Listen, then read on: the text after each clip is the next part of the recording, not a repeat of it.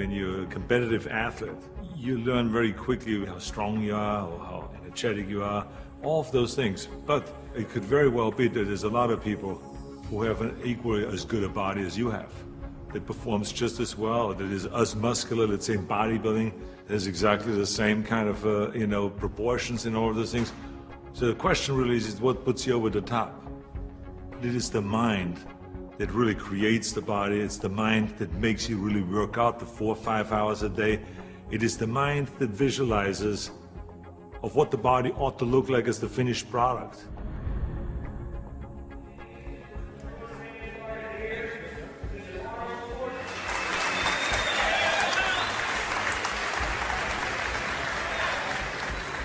Hello everybody.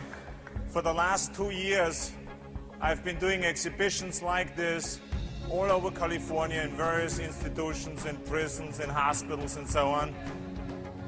And I've been having a great time, and it's a very satisfying thing for me to do, to spend one day every month to come to one of those places and to help the guys with their training and so on. When I used to do seminars on how to become a champion, I would always ask people, why do you want to be a champion? Or what do you want to accomplish? Why are you training? And they will, if a guy will get up and he will say, well, I want to train because I think that if I get muscular and I feel like I'm getting the kind of definition, then I maybe can enter a bodybuilding competition. I said, sit down. I said, if you think this way, you're going to be a loser. You're never going to make it because there's no maybe. You got to get up and say, I want to be a champion. And I do whatever it takes. The amount of hours it takes, the posing, the this, the that, the visualization, looking at training footage, looking at motivational books, reading this, reading, whatever it takes, I would do. That's the answer I want to hear from you. You can detect right away those that are going to be shaky and that will fall behind and they will not go all the way, and those that are very hungry. And that hunger you have to develop because you have to create a goal for yourself, whatever that may be, a short-term goal and a long-term goal, and you got to go after that. And if you do not see it, and if you do not believe it, who else will? The body is very important, but the mind is more important than the body. We have to visualize what that body ought to look like in order to make it win, because that's what creates then the will that you need to go to the gym every day. The will that makes you go into the 4 reps, the will that makes you go beyond when you do your 500-pound reps in the squats and you can't do another rep and your body is shaking. It's the will that makes you go one more time down and struggle up one more time. And so it's all of this, so the mental aspect that motivates you and that makes the difference between you being in the gym full of joy and looking forward to doing that extra rep and looking forward to doing those extra 100 reps in the sit-ups and working past the pain barriers. That all is the mind. That's not the body. So this is why I think the body is very important, but the mind is more important than the body. So you got to go to the gym and feel like every rep that you do is getting you one step closer to that goal, to make that vision that you have turn into reality. And that's why when you look at pumping iron, for instance, you can see that we always had great joy in the gymnasium.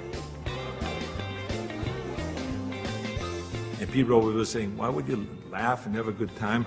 You're working at 5 hours. Well, we did because I knew that every workout, every 5 hours would get me closer to becoming the Mr. Olympia or the Mr. Universe or the Mr. World and all those things. And I think that if you think that along the way you're not going to fail, then you're blind. Because there's no one that I've ever met, no matter how successful they are, that haven't said that they had their failures along the way. You have to. I mean, the only way that you really know that you can lift 500 pounds is if you're willing to fail. So if you're afraid of failure, then you will never grow. The people that grow the furthest are the people that really don't care. They fail or they make it, they're going to take that risk because that's what you have to do. I think what we learn in sports is very helpful to anything and everything else that you do in life. So now you apply that principle to acting. And you say, well, wait a minute, I put 5 hours in every day in working out, did my posing 1 hour a day, I did my stretching and the this and that, and all of those kind of things. So now, let me apply the same thing to my acting career. Let's go to acting class every day. Let's go and work on the accent, the same amount of time, with the same will, and let's visualize what am I shooting for? Okay, I want to be another Clint Eastwood. I want to be another John Wayne. I want to be another Kirk Douglas, all those great heroes that I admired as a kid. So that's what I'm going after. And that same principle works, even though there's so many people around that say, no, you will never make it because you have an accent, your body is too big, and your name Schnitzel or whatever, who can pronounce that? But you know. It doesn't matter if anyone else knows and if anyone else believes in it, but you know. And that you know that principle of visualizing yourself as a star will work, and all you have to do now is go towards that vision. I've retired from bodybuilding in 1975, and I signed a series of Conan movies. Here I was, big studio behind you, budget $20 million, of course, which was in those days is an equivalent of today $150 million.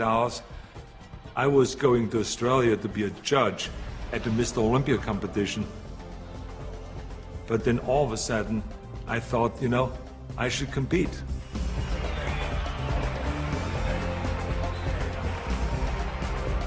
I think the competitors felt very disappointed. So they felt kind of, why would I do that? Why would I take that trophy away from them when I have everything else on the plate? And so I think there was disappointment there. And, I just felt, well, that's something that I need to do. I felt very strongly about it, and so I competed. So now you apply that principle in my political career. This historic election has come about because there's a tremendous disconnect between the people of California and the leaders of California. I'm running for governor to lead a movement for change. I want to be the people's governor. I will work honestly, without fear or favor, to do what is right for all Californians. Join Arnold and let's bring California back. People see me as a big action hero on a screen, and they expect the same kind of bigger-than-life action in reality. That's why in my political career, people always say to me, well, but this is politically risky to go and start, for instance, talking about prison reform. People don't want to go and even talk about that. So I say, well, yeah, maybe it's politically risky, but in the meantime, we have 172,000 prisoners in facilities that are built for 100,000, and something is going to break, and something is going to happen. I want to fix it.